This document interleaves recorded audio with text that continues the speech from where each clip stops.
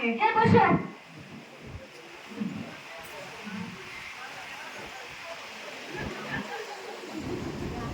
তুই কোথাও গেল রে? আরে মশাই এখানে নয়, উপরে বসো। আরে কি অসভ্য, এখানে নয়, চেয়ারের উপর বসো।